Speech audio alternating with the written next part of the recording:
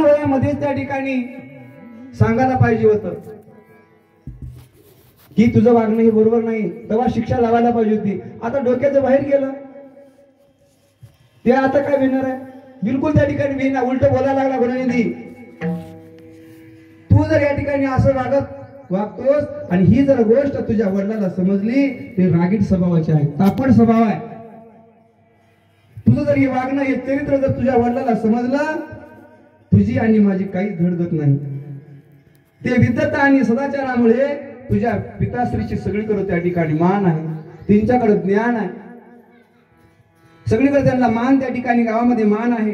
हे तुझं वाईट वागणं सोडून दे, वाईट संगती सोडून दे, चांगला त्या ठिकाणी चांगल्या लोकांच्या संगतीमध्ये राहा. आपण ब्राह्मण आहोत, ब्राह्मणासारखं त्या ठिकाणी आचार तुझे राहायला हवे. तू आता 19 वर्षाचा झाला आहेस आणि वय झाल्यानंतर यज्ञदत्तानी गुणनिधीचं चांगलं स्थळ पाहून विवाह त्या ठिकाणी लावून दिलेला आहे. 19 वर्षाचा गुणनिधी, त्याची पत्नी 16 वर्षाची पत्नी सद्गुणी होती. तिचा काही विचार तिच्याबरोबर त्या ठिकाणी राहून पितृसेवा कर. तुझा सासरा चांगला आहे, सासरवाडी चांगली मिळाली आहे, ते चांगले शिलवान आहेत, तुझा मामा विद्यासंपन्न आहे, त्यांना तर घाबर, पाहुण्याला तरी घाबर, वडिला तरी घाबर, असं आई समजून सांगू लागली. परंतु मुलगा डोक्याच्या त्या ठिकाणी बाहेर गुरुनिधी गेलेला, काही ऐकायला तयार नाही. अरे आपल्या कुळाचा विचार कर, समोरच्या कुळाचा विचार कर. तुला भीती कशी वाटत नाही? मी आणि तुझ्या पिताजीने कधीही त्या ठिकाणी आमच्या आयुष्यामध्ये कधीच वाईट काम केलं नाही.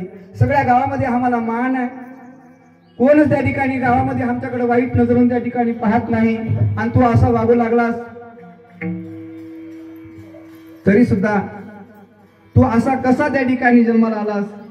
आजूबाजूच्या ब्राह्मणाला बघ, बरोबरचे कसं वागतात, ते विद्या विनय त्या ठिकाणी संपन्न शिष्यांना बघ, स्वतःला सावर. किती दिवस त्या ठिकाणी तुझ्याकडे मी दुर्लक्ष करायचं आणि तुझ्या राजाला तुझ्या या वाईट वागण्याबद्दल कळलं, तू जर असं त्या ठिकाणी वागतोस, राजाला जर त्या ठिकाणी जर समजलं तर राजा तुझ्या वडिलाला कामावून काढतील आणि त्याच्या आपल्या कसं आपलं घर त्या ठिकाणी चालवावं, आपली उपजीविका त्याच्यावर त्या विद्यावरच आहे. दक्षिणा दीक्षितपणा गेल्यानंतर आपण काय त्या ठिकाणी खावं, सगळीकडे आपली त्या ठिकाणी वाईट कीर्ती पसरल. म्हणून म्हणते अजून वेळ गेलेला नाही बाळा, स्वतःला हवं, शाना हो. परंतु आईच्या बोलण्याकडे गुणनिधी त्या ठिकाणी बिलकुल लक्ष नव्हतं, काहीच परिणाम झाला नाही, बिलकुल त्या ठिकाणी लक्ष नाही. लेकर चुकी, मुलगा चुकी हुलाली की आईच्या लक्षात येतं, तेव्हाच त्या ठिकाणी सांगायला पाहिजे, काहीच परिणाम होणार. पुढं गुणनिधीला जुगाराचं त्या ठिकाणी व्यसन लागलेलं आहे आणि जुगाराचं व्यसन लागल्यामुळं घरामध्ये जे जे त्या ठिकाणी वस्तू असतात त्या वस्तू त्या ठिकाणी गुणनिधी घ्यावं आणि विकावं. जे दिसल एकदा त्या ठिकाणी व्यसन शरीराला लागलं तर लवकर त्या ठिकाणी सावरता येत नाही. त्यामुळं संगतीचे परिणाम आहेत. कुठल्याही त्या ठिकाणी मनावर जर ताबा असेल तर कुठलेही आपल्या हातून त्या ठिकाणी वाईट काम होत नाही. आणि मन जर त्या ठिकाणी मोकळं सोडलं तर हे मन आवडत नाही. जे जे वस्तू दिसू लागल्या त्या वस्तू घेऊन जाऊ लागलेल्या, विकू लागलेला. एक दिवस घरामध्ये यज्ञदत्ताची अंगठी होती, वडिलाची अंगठी, हिऱ्याची अंगठी, आणि अंगठी उचललाय आणि ती अंगठी जुगारामध्ये नेऊन त्या ठिकाणी हारला. आणि हारल्यानंतर अंगठी एका जुगाराच्या हातामध्ये यज्ञदत्तानं पाहिला आणि यज्ञदत्ताला नवल वाटलेलं. त्याला वडिलाला दिसली की गांजा माणूस ही व्यसनी आहे, आणि माझी अंगठी ओळख आली आणि त्याला खडसावून वडील विचारू लागले, ही अंगठी कुणाची आहे? अंगठी कुणाची आहे त्या ठिकाणी विचारल्यानंतर तो जुगारी म्हणू लागला, ए ब्राह्मणा, काय मला विचारतोस? विचारायचं असेल तर घरी जाऊन तुझ्या मुलाला विचार. तो आमच्या दररोज बसून जुगार खेळतो, डाव खेळतो, मध्यप्राशन त्या ठिकाणी करतो. तू काय या ठिकाणी बोलतोयस? वडिलाची किंमत त्या ठिकाणी नाही. आणि मग अशा पुष्कळ वस्तू गुणनिधीनं हारलेला आहे. कालच त्याची आईनं साडी त्या ठिकाणी, आईची साडी गमावली.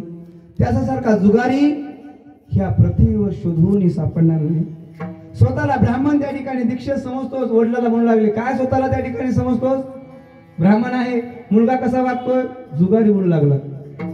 आणि तुझ्यासारख्या विद्वानाला तुमच्या मुलाचा त्या ठिकाणी तुम्हाला सांभाळ करता येत नाही, तुमच्या मुलाला तुम्ही समजू शकत नाही, मोठं आश्चर्य आहे. आणि ह्या जुगाऱ्याचं बोलणं यज्ञदत्ताला ऐकलं आणि यज्ञदत्त एकदम त्या ठिकाणी शरीर अतिशय खजील झालेला. लाज न मान यज्ञदत्तानं खाली घातलेली आहे आणि खाली मान घालून त्याच्या पुढून त्या ठिकाणी निघालेला. त्याने आपल्या घरी आल्यानंतर पत्नीला त्या ठिकाणी विचारू लागलेला आहे. पत्नीला विचारत, गुरुनिधी कुठे आहे? मुलगा कुठे गेला? आणि त्या दिवशी स्नान करताना तू माझी हिऱ्याची अंगठी नेली होतीस, कुठं आहे? आल्यानंतर विचारला, मुलगा कुठे गेला? गुरुनिधी कुठे आहे? आणि